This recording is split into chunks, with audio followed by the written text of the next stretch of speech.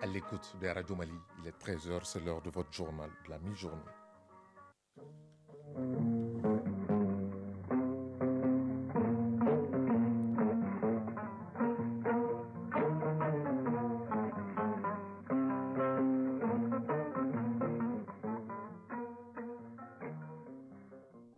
Le journal, Ousmane Daou.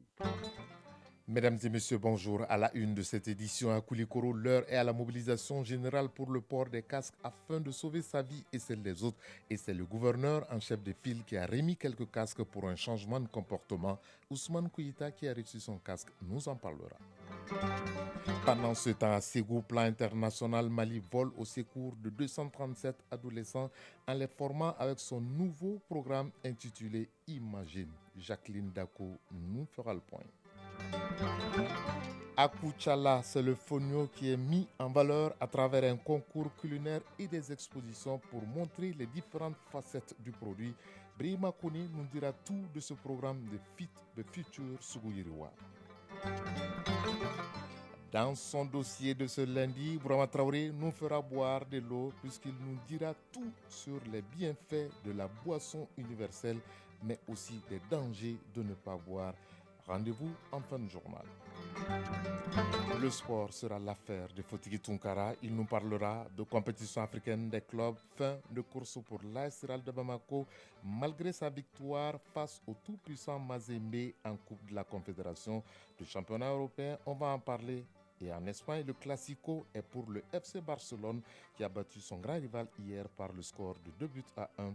Il sera également question de basketball africain avec le stade malien de Bamako face à son destin. Voilà pour le sommaire. Dans un instant, les détails. Lundi 20 mars 2023, mesdames et messieurs, bonjour et merci d'avoir choisi Radio Mali pour vous informer. Tout d'abord, le projet de constitution de la République du Mali, validé par le président de la transition, le colonel Assimi Goïta, vient d'être présenté aux autorités traditionnelles et aux gouverneurs des 19 régions pour faire part du contenu au peuple avant le référendum. Nous y reviendrons plus en détail dans nos prochaines éditions avec Sira Bachili. Et puis, avant de quitter Mopti, où il a effectué une visite de quelques jours, le Premier ministre, le docteur Shogel Kokalamaïga, a partagé avec les femmes de la région un repas de corps qu'il a bien voulu offrir pour briser les barrières entre les militaires et les civils. Occasion pour les chefs militaires de faire un état des lieux de la situation sécuritaire et du moral des troupes. Le chef de l'exécutif régional de Koulikoro, le colonel Lamine Kapouri Sanogo, accompagné des acteurs de la sécurité routière, a procédé au lancement régional des activités de la campagne d'information et de sensibilisation de l'importance du port du casque. Organisée par l'Agence nationale de la sécurité routière à Nazaire, la campagne a pour but d'atteindre le maximum de gens pour un changement de comportement pour les usagers de la route, notamment ceux qui roulent pour les engins à deux roues. Ousmane Kouita. Lancement officiel des activités de la campagne d'information et de sensibilisation de l'Agence nationale de la sécurité routière en Nazaire en 2e région sur le port obligatoire du casque dans la circulation.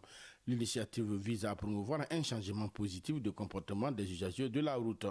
Wodiou Sissoko, chef de département et ressources humaines à la Nazaire. L'objectif de la Nazaire, c'est réellement de pouvoir amener toute la population malienne au port du casque. Le gouverneur a remis à quelques usagers de la circulation des casques en guise de témoigner l'engagement des autorités de la transition à promouvoir le port du casque partout au Mali. Simala Kone, usager de la route. Je suis vraiment très heureux de recevoir ces casques. J'exhorte toujours les jeunes à porter les casques pour se protéger et protéger les autres. Colonel Lamine Kapouri Sanogo, gouverneur de la région de Koulikoro. Seulement en 2022, selon les statistiques de la région régionale de la protection civile de Koulikoro, il y a eu à peu près 3310 victimes liées aux accidents. Et parmi les 3310, nous déplorons une trentaine de morts. Et déjà, du 1er janvier à nos jours, nous sommes à un peu moins de 320 victimes liées au non-port du casque. Invités à porter les casques pour sauver leur vie, pour préserver leur santé. Le gouverneur a aussi profité de l'occasion pour véhiculer des messages de sensibilisation pour une forte mobilisation envers le port du casque en 2e région. Koulikoro Sonokouita Salf Maïga pour l'ORTM. De Koulikoro, direction Ségou, 4e région, capitale des Balanzans, Plan international Mali et ses partenaires viennent de boucler à Baraouli la formation de 237 adolescents sur les compétences de la vie courante, entendez par là les capacités à faire face à la vie. Jacqueline Dakou. Pour réduire l'impact de la crise sécuritaire sur la scolarisation des adolescents au Mali, Plan international Mali, à travers son projet Imagine, forme des adolescents sur la thématique les compétences de la vie courante. Il s'agit notamment des droits humains, de la santé de la reproduction, des violences basées sur le genre, de l'hygiène menstruelle, du vivre ensemble, de la culture de la paix et bien d'autres. Un riche programme de formation adapté aux enfants, selon Ibrahim Diko, chef de projet amélioration de l'éducation inclusive pour les adolescents au Mali. Nous avons fait des évaluations de besoins depuis le démarrage du projet pour voir les communautés qui sont affectées par la crise. Et là où nous avons des besoins d'éducation, nous avons des questions de promotion des droits, en tout cas le respect des droits et surtout l'égalité genre. L'impact attendu du projet Imagine est de toucher plus de 1600 adolescents âgés de 14 à 18 ans dans les régions de Ségou et Mopti. Kouroutou Moussanogo, préfet du cercle de Baroueli. Tous les élèves ont également besoin de compétences essentielles et de capacités pratiques, d'être moins exposés aux situations qui mettent leur apprentissage en danger. Le projet Amélioration de l'éducation inclusive pour les adolescents au Mali intervient sur 4 ans dans 12 cercles des régions de Ségou et Mopti. Il est financé par Affaires mondiales Canada et compte toucher 90 000 filles. Ségou, Jacqueline Dakou et Karamogo Traoré pour l'ORTM. Après Koulikoro, la 2e région, Ségou la 4e, nous mettons le cap sur Koutiala, 16e région, où on parle de fonio depuis quelques jours. C'est pour augmenter la capacité de production des transformatrices Feed the Future Sougouiroua a organisé un concours culinaire sur les recettes à base de fonio. La première place a été remportée par Sunkoura Doumbia de Koutiala, qui a remporté une décortiqueuse de fonio. Le bilan de la journée est estimé à plus de 25 millions de francs CFA en matière de contrats directs et d'attente.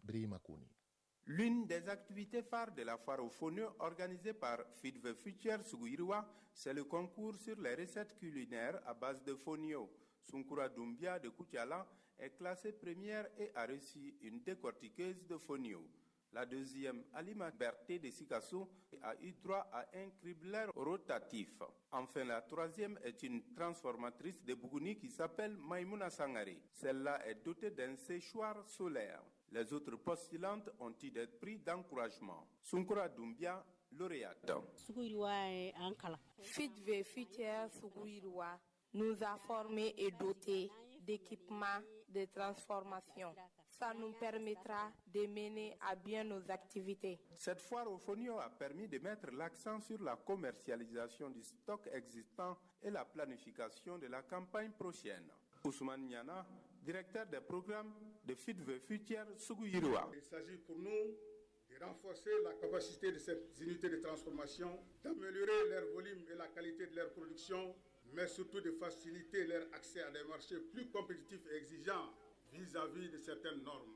Abdoulaye Dagatera, préfet du cercle de Koutiala. Sougouiroua a pour objectif principal de lutter contre la pauvreté et l'insécurité alimentaire en améliorant le système de marché, les revenus des acteurs de marché et en facilitant l'accès des ménages à une alimentation nutritive de qualité. 6 contrats directs de 6 750 000 francs CFA, des ententes estimées à plus de 18 200 000 francs CFA constituent le bilan de cette journée de foire au fonio. Koutiala, Brehima Kone et Samba Daramaïsa pour l'ORTM. Actualité hors du pays. Au Nigeria, l'annonce des résultats de l'élection des gouverneurs doit se poursuivre aujourd'hui. Pour l'instant, selon les premiers résultats de la commission électorale, l'APC, le parti au pouvoir, a remporté plus de régions. Le gouverneur de Lagos, Babajide Sanwo-Olu, rempile pour un second mandat à la tête de la capitale économique du pays avec ses 20 millions d'habitants. La ministre britannique de l'Intérieur a achevé hier une visite officielle de 2 jours au Rwanda.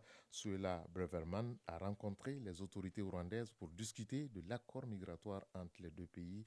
Londres souhaite envoyer par vol tous les demandeurs d'asile direction Kigali qui examineraient cette demande. En République centrafricaine, 9 ressortissants chinois ont trouvé la mort hier dans l'attaque d'un site minier d'une société chinoise. L'attaque est survenue dans le village de Qingbolo, dans le nord-est de Bangui. La Chine a confirmé ce matin le bilan, évoquant 2 blessés graves, mais sans donner davantage de détails sur les circonstances de l'attaque, qui n'a fait l'objet d'aucune revendication jusque-là. Le président chinois Xi Jinping est arrivé ce matin à Moscou, en Russie, pour une visite officielle de 3 jours. La première depuis 4 ans et son premier déplacement depuis sa reconduction à la tête du pays. Ce déplacement montre l'importance de la relation Pékin-Moscou. À son arrivée, Xi Jinping a dénoncé le mandat d'arrêt international émis à l'encontre du président russe Vladimir Poutine. Il a qualifié, je cite, de mandat 2 poids 2 mesures. Fin de citation. Pékin qualifie ce voyage du président à Moscou de voyage d'amitié, de coopération et de paix. Place à présent à notre dossier de tous les lundis. Savez-vous qu'une personne doit boire 2 à 2,5 litres d'eau par jour et même plus? C'est du moins la recommandation des spécialistes de la santé qui estiment que le corps humain est composé de 60 à 70% d'eau. La déshydratation peut donc causer des ennuis sanitaires dont les maux de tête, les faiblesses musculaires et surtout l'insuffisance rénale. Le grand format de ce lundi s'intéresse donc à la boisson universelle qu'est l'eau et comment cette boisson est indispensable à la vie. Et il est signé Brahma Traoré. Dans un canari, en bouteille ou encore en sachet, l'eau potable est présentée sous différentes formes pour une seule finalité, étancher sa soif. À cette source de vie s'abreuve tout au long de la journée Mariamba, pas par plaisir, mais par nécessité selon elle. Oui, je bois régulièrement de l'eau. Ça peut aller de 3 à 5 litres par jour. Je bois beaucoup d'eau le soir. Vu notre position géographique, il fait très chaud chez nous au Mali. Donc beaucoup de gens sont obligés de boire de l'eau, pas par plaisir mais par obligation. Ahmed Agmohamed, lui aussi, en est un grand consommateur, pas moins de 3 litres d'eau par jour. Pour lui, l'eau source de vie n'est pas un simple adage. Je prends régulièrement 3 à 4 litres par jour. Le matin, juste après le petit déjeuner, à chaque fois je prends de l'eau. Également, avant le déjeuner, je prends chaque fois de l'eau et ça me permet de rester en bonne santé. Rester en bonne santé, c'est également le souci de Mariam Diarra. Cette citoyenne s'est surtout imposée une habitude, celle de ne jamais aller au lit sans prendre une bonne gorgée d'eau. Par jour, je peux boire environ 3 litres d'eau. Le matin, avant de déjeuner, je bois de l'eau et la nuit, je ne me couche jamais sans boire de l'eau. Boire de l'eau et de façon régulière est une recommandation de l'Organisation mondiale de la santé. Plus qu'essentielle pour l'être humain, elle permet de purifier le corps par l'élimination des déchets et des toxines. Dr Yuba Sangaré est médecin. L'eau, c'est un élément fondamental pour la vie de l'homme. Il est le deuxième besoin vital après l'oxygène. L'organisme ne peut pas aussi garder de l'eau, donc il faut apporter régulièrement de l'eau. À en croire les spécialistes, le corps humain est composé à plus de 60% d'eau. C'est pourquoi il est nécessaire de s'hydrater pour alimenter les organes et les permettre de fonctionner de manière optimale, selon Dr Yuba Sangaré. Il n'y a pas une valeur absolue de notre besoin de l'eau par jour, mais néanmoins, en fonction des pertes lipidiennes dans la journée, on a estimé les besoins de l'eau à 2 à 2,5 litres par jour. Mais cela, c'est dans les conditions de repos et de température normale. Cela veut dire que si la température varie donc, avec des efforts physiques, donc ça peut changer. Donc l'eau même représente 60 à 70% du poids du corps. L'eau et la santé se conjuguent au même temps. S'abstenir de boire régulièrement de l'eau entraîne de gros ennuis sanitaires, comme nous l'expliquent les spécialistes. Les urines seront foncées, la bouche, les urines seront de la bouche, de la gorge, de la peau. Tu peux sentir des maux de tête, même des étourdissements, des faiblesses musculaires, des crampes, qui peut aller jusqu'à une confusion. Donc, mais tout ça, même les conséquences, c'est l'insuffisance rénale. Si l'eau est indispensable à la vie, comment se comporte alors l'organisme pendant le mois de Ramadan, une période au cours de laquelle la consommation du liquide précieux est très réduite? Pendant le Ramadan, l'organisme s'adapte par la production d'une hormone, à savoir l'hormone antidiurétique, la vasopressine. C'est-à-dire qu'il y a une substance dans l'organisme qui est produite pendant le mois de Ramadan, ce qui va diminuer l'élimination de l'eau au niveau du rein, ce qui serait responsable des urines foncées et en petite quantité. Donc bref, c'est pour dire que la quantité de l'eau qu'on boit doit être égale à la quantité de l'eau qu'on perd, parce que l'homme perd à peu près 1 litre d'eau à travers les urines. S'il y a peu d'urine, donc on aura besoin moins d'eau également. C'est le mécanisme que l'organisme s'adapte pendant le mois de Ramadan. Mais l'excès de toutes choses étant nuisible, l'eau ne fait pas exception. Sa consommation excessive peut avoir un impact négatif sur la santé de l'homme. Il y a un problème d'élimination du sodium, c'est-à-dire du sel, à part le rein. Et ça va entraîner une dilution du sang, appelée hémodilution, et ce qui peut être responsable d'une hyponatrémie, c'est-à-dire diminution du sel dans le sang, ce qui va entraîner une hypertension intracellulaire, c'est-à-dire un gonflement des cellules. C'est une lapalissade de dire qu'une eau potable est une ceinture de sécurité pour l'organisme. Chaque être humain doit donc l'attacher pour traverser la zone de turbulence, disons pour se maintenir. Et pour se maintenir et traverser cette zone de turbulence, il a vu beaucoup d'eau avant d'arriver dans ce sujet. Il sera là dans un instant pour parler sport.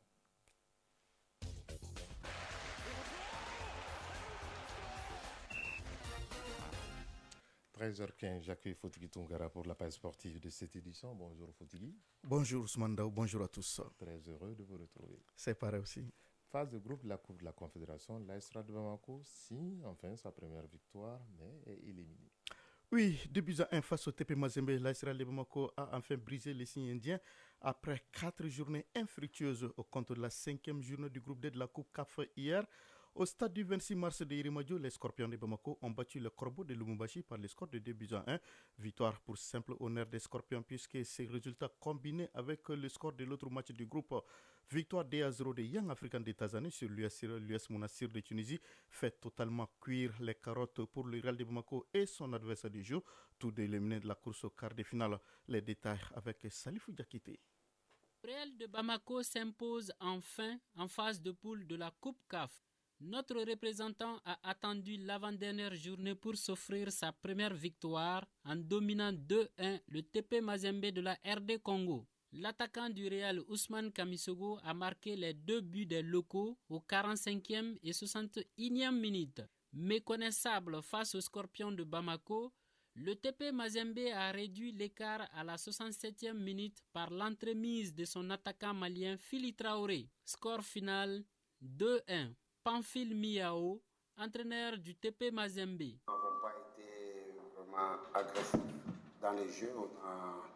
On a laissé pratiquement jouer l'adversaire. Pour nous, malheureusement, le résultat final est là. On est éliminé de la compétition. Noung Djane, entraîneur Real de Bamako. On est éliminé déjà. Maintenant, le plus important, c'est qu'on va jouer un dernier match où on va essayer de bien terminer cette compétition. Cette compétition doit nous permettre réellement, que ce soit le club, surtout le club, d'avoir de l'expérience. Cette victoire vient un peu tard car Young Africans de Tanzanie a battu 2-0 l'US Monastir dans l'autre match du groupe D. La seule satisfaction est que le Real récupère la 3e place à sa victime du jour avec 5 points. Young Africans de Tanzanie et l'US Monastir de Tunisie, qui totalisent chacun 10 points, sont qualifiés pour les quarts de finale avant même la fin de la phase de poule. Voilà qui de regrette donc pour l'AS de Bamako qui se réveille de façon tardive. Autre résultat de cette 5e journée dans le groupe A, Saint-Éloi-Lupopo et l'USM ont fait match nul 1 but partout. Al-Akdar l'a emporté face à Marmo Galante 4-1. Marmo garde cependant la tête de ce groupe avec 9 points devant l'USM 8 points. Al-Akdar 5 points et Saint-Éloi-Lupopo 5 points également. Dans le groupe B, Motema Pembe a perdu 2-1 contre ASEC Mimouza de Côte d'Ivoire. River United et Diable Noir se sont neutralisés partout avec 10 points chacun. River United et ASEC Mimouza passent en quart de finale. Dans le groupe C enfin, Futur FC a battu Asco de Kara 3-0. Far Rabat a dominé Pyramide 1-0. Les Far mènent la course en tête avec 10 points devant donc Pyramide et Futur FC 8 points chacun. Et Asco de Kara termine ces groupes donc avec seulement une unité. Nous restons avec les compétitions de la CAF pour parler cette fois-ci des éliminatoires de la Coupe d'Afrique des Nations U23, entendez par là les espoirs Maroc 2023 Le Mali joue ce mercredi au Sénégal et la délégation malienne s'est envolée hier soir pour Dakar. Oui, composé du staff technique accompagné des 5 joueurs locaux et les officiels. La délégation malienne est à Sali, ville balnéaire située à 80 km de Dakar, avec une bonne partie de l'équipe qui arrive en provenance de l'Europe. Le rassemblement de la sélection malienne se passera sur place au Sénégal à Loubadra Diallo Conti et ses poulains procéderont mardi à 19h à la reconnaissance du terrain. C'est là à J-1 du grand jour où ils croiseront le fer avec les Lions Espoirs du Sénégal mercredi au stade Abdoulaye Wade de Diamniadio à 19h en match aller du 3e et dernier tour des éliminatoires de la CAN des moins de 23 ans en Maroc 2023. Un bon résultat en déplacement permettra donc à la sélection malienne d'envisager sereinement la manche retour mardi le 28 mars à Bamako. D'une sélection à une autre, le regroupement de l'équipe nationale senior du Mali commence ce lundi dans un hôtel de la place. La première séance d'entraînement des Aigles est prévue ce soir au stade du 26 mars de Yirimadio. Il prépare la double confrontation avec la Gambie ce 24-28 mars au compte des 3e et 4e journées des éliminatoires de la CAN Côte d'Ivoire 2023. Avant ces éliminatoires, 3e et 4e journée, le Classico en Espagne est pour le FC Barcelone. Oui, absolument. Victoire du FC Barcelone qui fait donc un grand pas dans la conquête de la Liga. Le Barça a gagné 2-1 hier le Classico contre le Real Madrid au Nou Camp. C'était au compte donc de la 26e journée de la Liga et fait un grand pas vers le titre de champion d'Espagne. Ronald Araujo a ouvert donc le score contre son camp de la tête sur un centre de Vinicius à la 8e minute de jeu. Le Barça a égalisé juste avant la pause par Sergio Roberto à la 45e minute de jeu avant d'arracher définitivement la victoire grâce à Franck Kessié dans le temps additionnel. Avec ce succès, ou du moins ce succès, permet donc aux Catalans de prendre 12 points d'avance sur les Madrilènes à 12 journées de la fin de la Liga. Comme quoi, le Barça n'est pas du tout Liverpool. Enfin, Ligue africaine de basketball, la conférence du Sahara se poursuit à Dakar, au Sénégal, avec la 5e journée qui commence aujourd'hui. Oui, des matchs sont au programme aujourd'hui. À 16h, Kwara Falcons du Nigeria jouera contre ABC de Côte d'Ivoire, puis à 19h30, au Rwanda Energy Group affrontera l'US Monastir. Mardi, ABC de Côte d'Ivoire sera face au Stade Malien de Bamako, le représentant malien. Ce sera à 16h, puis à 19h30, l'US Monastir sera opposé à l'AS Douanes du Sénégal. Au classement, après 4 journées, Rwanda Energy Group est premier avec 3 victoires et une défaite. AS Douanes du Sénégal est deuxième avec 2 victoires et 2 défaites. Le Stade Malien de Bamako est troisième avec également 2 victoires et 2 défaites. ABC est quatrième avec un match à moins, 2 victoires et une défaite. US Monastir est cinquième avec également un match à moins, 2 victoires et une défaite. Kwara Falcons est 6e sur 6 avec 4 défaites en 4 matchs. Ousmane Daw a précisé que si les équipes terminent à égalité de points, à la fin donc de la saison, les résultats des face-à-face les départagent. Merci Fotiki Tunkara pour ce tour d'horizon de l'actualité sportive dans ce 13h de la mi-journée qui prend fin à 13h passées de 22 minutes du côté de Dramane et région Nkaï. Cette édition vous a été présentée par Ousmane Daw, mise en onde Alimata Ouattara, mise en ligne Sekou Traoré, réalisation Dossé Baba Diarra. Mais gardez vos positions d'écoute dans un instant. Issata Tangara sera là pour les avis et communiquer. Le prochain rendez-vous avec l'actualité, c'est à 19h30. Si vous êtes à table, bon appétit. Si vous avez fini de manger, bonne digestion. Tout le plaisir a été pour nous de vous servir. Chacun de nous ne peut être une étoile, mais tâchons de briller pour éclairer là où nous sommes. Bon après-midi, bonne semaine à toutes et à tous et à très bientôt.